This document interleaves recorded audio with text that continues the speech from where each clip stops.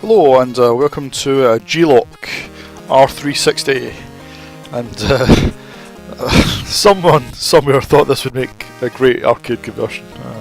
After the disaster that was Afterburner on the Commodore 64,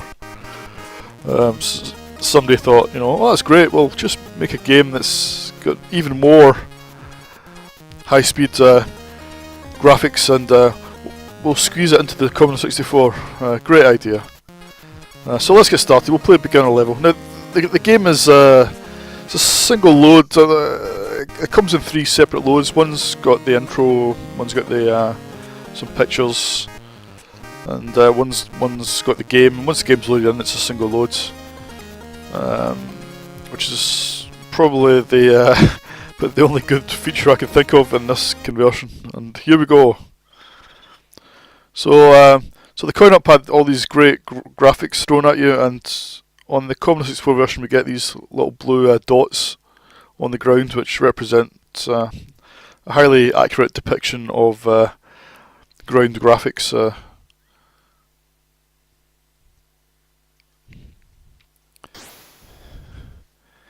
And it's a little bit jerky, but okay, it does actually pan, and the graphics in the ground move accordingly. So.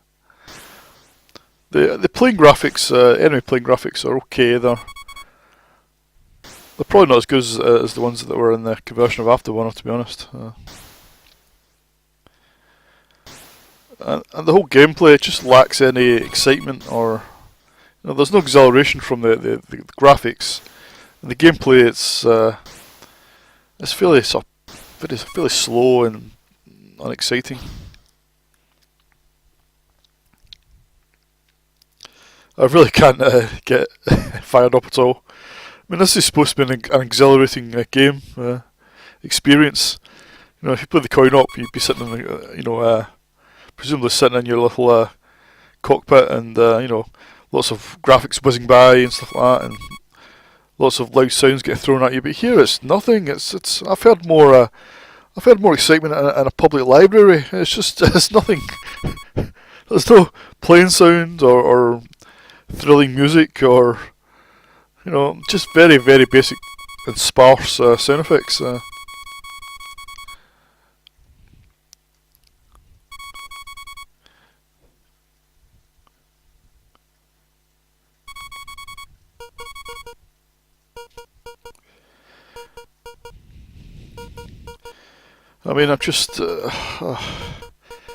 I mean, this is quite a late game. I'm must be 1990 or something when it came out on the 64, maybe even later.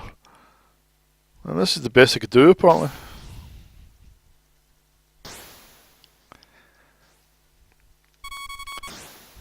Afterburner on the 64, is a complete masterpiece compared to this. This is just dreary. And of course, there is the other version of Afterburner, the so-called US version, which is certainly better than both of these games, but there's really nothing to write home about either.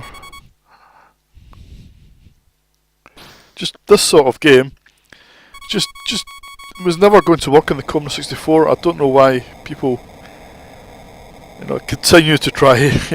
Even people who own the 64 at this time must have realised that it was never going to work on the 64, and surely nobody would have bought this game.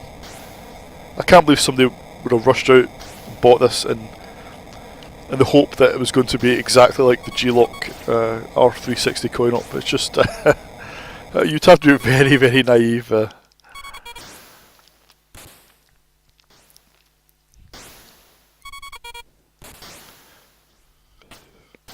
I mean, even as a budget game, this would be unacceptable. I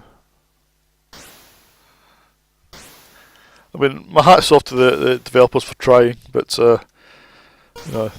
with the best will in the world, you were never going to pull this one off.